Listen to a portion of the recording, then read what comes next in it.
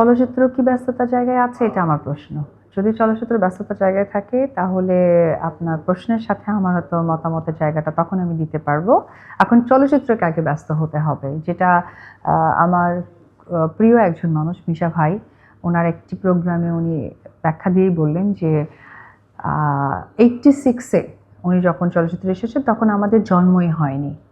তো সেই সময় এসে যে উনি চলচ্চিত্রটা পেয়েছেন, আজকে প্রায় 35-36 বছর উনি কাজ করেছেন, সেই কাজের পরে এখন যে জায়গাটা রেখে অবশ্যই যেতে হবে, সেই জায়গাটা রেখে যেতে পারলেন না, এটাই তো ওনার অতৃপ্ত একটা ব্যাপার থেকে গেল। তো চলচ্চিত্রের ব্যস্ততা কি বেড়েছে? তখন আসলে আমি আমার বিষয়টা দর্শকদের ভেঙে বলতে পারবো।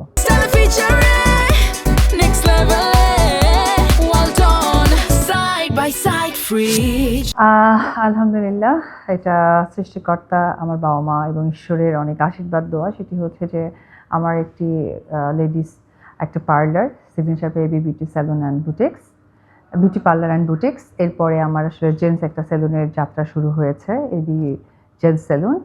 এই পরবর্তী সময় আরও একটি পার্লার আমার হবে নিকেতনে, সেটা ভেরি সুন, হয়তো বা প্রশ্ন করার সাথে বলে ফেললাম আবেগের সাথে। সেটি হচ্ছে আমার এখন 2টো পার্লার এবং একটা সেলুন বিজনেসের সাথে যুক্ত আছি এবং আরও বেশ কিছু বিজনেসের সাথে নিজেকে যুক্ত করার চেষ্টা করছি।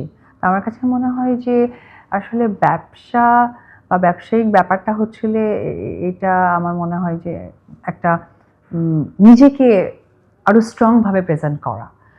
তো এটা অনেক ভালো লাগার একটি বিষয়। আচ্ছা, প্রথমে হচ্ছে যে আসলে সোশ্যাল মিডিয়া খুব শখ করে খুলেছিলাম এবং তার পেজটা বেশ বড়ই হয়ে গিয়েছিল।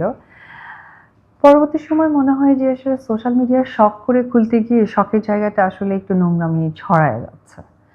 সো আমি তো অনেক কিছু খুব আবেগ দিয়ে চিন্তা করি, পরবর্তী সময় সেই জিনিসটা আসলে বিবেকের জায়গায় আমাকে নিয়ে আসে। তো আবেগ বিবেক নিয়ে তো অনেক ধরনের আপনাদের কাছে সিচুয়েশন মোকাবেলা আছে। সো যখন বিবেকের সাথে তাল মেলাতে হয় তখন মনে হয় যে বাচ্চাটাকে আসলে স্টপ করে দেওয়া উচিত, যে এই তারপরেও তার পেজে টুকটাক তার ছোটোখাটো স্মৃতিগুলো দেওয়া হয়, কিন্তু আসলে আগেই যেমন খুব বেশি দেওয়া হতো, বরাবরের মতো দেওয়া হতো, সেটা আসলে আমি নিজে থেকে স্টপ করে দিয়েছি। ও আলহামদুলিল্লাহ ভালো আছে, 9+ এইজ, অনেক বেশি বুদ্ধিমান হয়ে গেছে আলহামদুলিল্লাহ।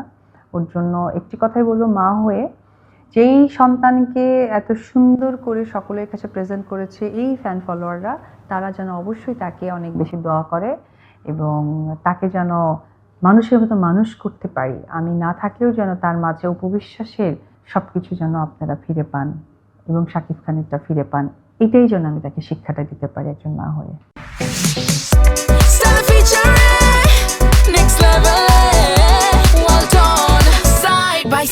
Fridge.